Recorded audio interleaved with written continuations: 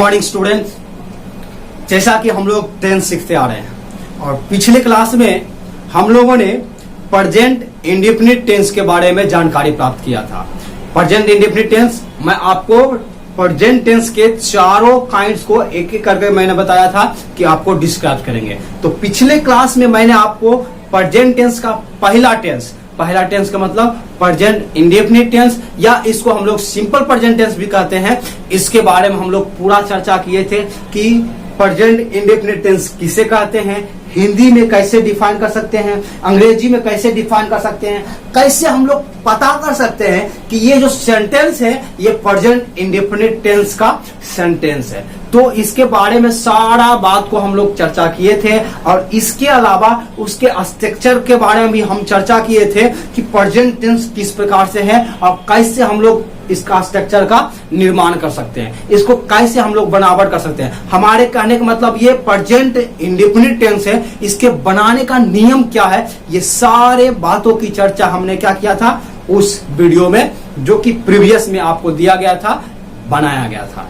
अभी जो है हम लोग दूसरे टेंस, प्रेजेंट टेंस का दूसरा टेंस, हमारे कहने का मतलब प्रेजेंट इम्परफेक्ट टेंस, यानी इसको दूसरा भी नाम है प्रेजेंट कंटिन्यूअस टेंस, इसके बारे में सीखेंगे। एक बात ध्यान में रखिएगा कि इसको तीन नामों से जानते हैं, present imperfect tense, present continuous tense, present progressive tense. इस प्रकार से इसके तीन नाम हैं। हिंदी में इसको बोलते हैं अपूर्ण वर्तमान काल। तो इसी के बारे में हम लोग क्या करेंगे, सीखेंगे। प्रेजेंट इम्परफेक्ट टेंस, दूसरा नाम प्रेजेंट कंटिन्यूअस टेंस, कंटिन्यूअस मतलब जो आपको मालूम है लगातार होते रहता है, और प्रेजेंट प्रोग्रेसिव मतलब जो प्रोग्रेस हो रहा है, क्या प्रक्रिया में, तो उसको हम लोग क्या कहते हैं अपूर्ण वर्तमान काल। अपूर्ण मतलब वो काम अभी पूरा नहीं हुआ है बल्कि वो क्या है जारी है, वो काम अभी भी हो रहा है। तो इस प्रकार का जो प्रेजेंट इम्परफेक्ट टेंस किसको कहता है उसको हम लोग क्या करेंगे सीखेंगे। Now we are going to describe the English definition of present imperfect tense. So you have to keep in your mind at me and be attention at the definition of the present continuous tense or present progressive tense. So you have to keep in your mind that when the forms of the verb,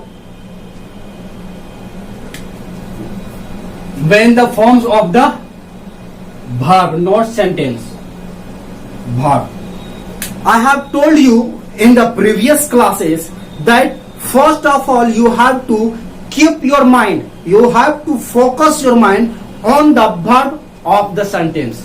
First of all you have to see which forms this verb remain.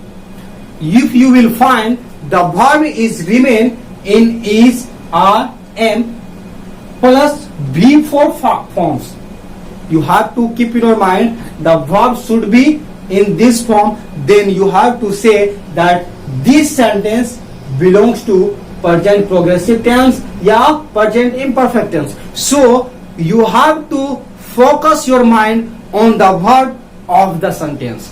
When you will see, when you will recognize the forms of the verb, then you can say without thinking, without wasting any more time, that this sentence belongs to this tense. So you have to keep in your mind that I have told you in before sometimes that when the forms of the verb, you have to see the forms of the verb. First of all you have to see the forms of the verb, that the verbs that you are going to see, that you are observing about, that verbs remain in is, are, am plus V4 forms, and you have to see the forms of the verb that it remains in V4 forms, then it is placed in present continuous tense या present imperfect tense. So you have to keep in your mind every time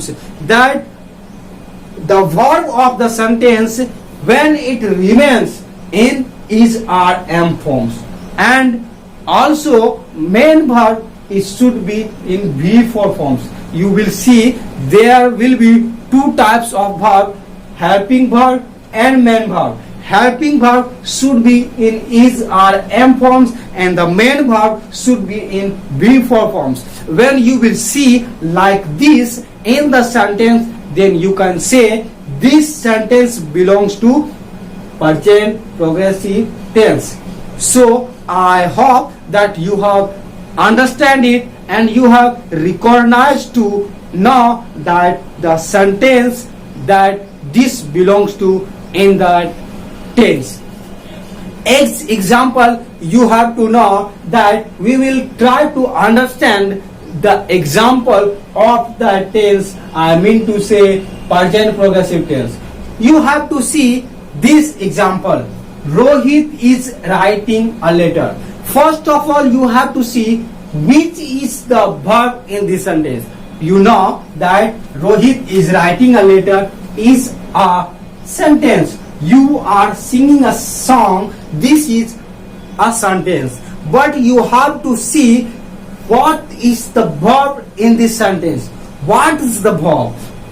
You have to see that writing. Writing means writing. This is going to and this denote an action. So you can say that writing is writing, are singing is a verb. I have told you is writing, are singing is a verb. Is helping verb and writing is main verb. So I have told you is, are, am. You have seen here is helping verb and writing is main verb. So here is the verb forms writing. Writing means how you can say that which forms is writing. This is the verb for forms. How can we know that? If you will add ing in the sentence, after that this word, I mean to say that verb change into verb for forms when we add ing in main verb. So you have to say that Rohit is writing a letter. In this sentence is, are, am and verb for forms. So this sentence belongs to present imperfect tense. You are seeing here are singing. This is also the same structure. So you can say that this belongs to present progressive tense. Like this, you have to understand it in Hindi. वर्तमान काल. वर्तमान काल मतलब अपूर्ण वर्तमान काल. अपूर्ण वर्तमान काल किसको कहते हैं? जिस हिंदी वाक्य के क्रिया के अंत में, मैंने आपको समझाया था कि वाक्य के अंत में नहीं, वाक्य के क्रिया के अंत में. किसके अंत में? क्रिया के अंत में. जिस हिंदी वाक्य, वो वाक्य क्या होना चाहिए? हिंदी वाक्य होना चाहिए. उस हिंदी वाक्य के क्रिया के अंत में, उसमें जो क्रिया है उस क्रिया के अंत में क्या रहेगा? रहा हूं, रही हूं, रहे हो, रहे ही, इस प्रकार से दिया हुआ रहेगा, इत्यादि दिया हुआ रहे तो उसको हम लोग क्या कहेंगे? अपूर्ण वर्तमान काल. मैंने आपको बताया था अपूर्ण वर्तमान काल मतलब वो कार्य, उसमें जो सेंटेंस दिया हुआ है उसमें कार्य पूरा नहीं हुआ है, इसलिए इसको हम लोग बोलते हैं अपूर्ण वर्तमान काल. यानी वो जो काम जो है कंटिन्यूअस है, वो लगातार अभी जारी है, वो प्रोग्रेस है, वो काम अभी क्या है? प्रोग्रेस, प्रक्रिया में है, क्रिया में है, वो काम हो रहा अभी. Right now this work is going on that sentence you will say that this is called present imperfect tense. I mean to say this is not perfect. ये पूरा नहीं हुआ है. जब वो पूरा नहीं होता है, वो कार्य अभी संपन्न हो रहा है, उस स्थिति में आप कह सकते हैं कि ये सेंटेंस है जो अपूर्ण वर्तमान काल. जैसे यहाँ पर ध्यान रखिएगा, रोहित एक पत्र लिख रहा है, तो यहाँ पर सबसे पहले ये जो सेंटेंस दिया हुआ, इसमें आपको देखना है कि क्रिया क्या है, काम क्या हो रहा है इसमें. तो लिखने का काम हो रहा है. क्या चीज लिखने जा रहा है? पत्र लिखा जा रहा है. तो लिखने का काम जो लिख रहा हूं, इसमें जो आप एक गाना गा रहे हैं, ये काम हो रहा है. तो काम हो रहा है, ये काम हो गया या अभी जारी है? जारी है. क्या चीज है? जारी. रोहित एक पत्र लिख रहा है, इसका मतलब वो पत्र लिख रहा है और अभी भी लिखने की प्रक्रिया जारी है. जो काम पूरा अभी नहीं हुआ, पत्र लिख चुका है, इस प्रकार से रहता तब ये काम हो चुका है। लेकिन ये काम पूरा हुआ नहीं है, बल्कि ये काम अभी क्या है, जारी है। उस स्थिति में हम लोग बोल सकते हैं कि ये अपूर्ण वर्तमान काल है, ये क्रिया अभी हो रही है, अभी ये जारी है, इसलिए इसको हम लोग बोलेंगे अपूर्ण वर्तमान काल। जैसे इसका हम लोग एग्जाम्पल से भी समझ पाएंगे, रोहित एक पत्र लिख रहा है, तो यहां पर ध्यान दीजिएगा, इसका हम लोग डिफाइन से कैसे समझ पाएंगे, एग्जाम्पल के द्वारा। लिख रहा है तो मैंने क्या है, रहा हूं, रहे हैं इत्यादि दिया हुआ रहा है, उसी को तो हम लोग बोलते हैं अपूर्ण वर्तमान काल। तो जिससे कि ये सेंटेंस है, सेंटेंस के क्रिया है, क्रिया के अंत में है क्या है, रहा हूं, रहे हैं इत्यादि दिया हुआ रहेगा, तो उसको हम लोग बोलते हैं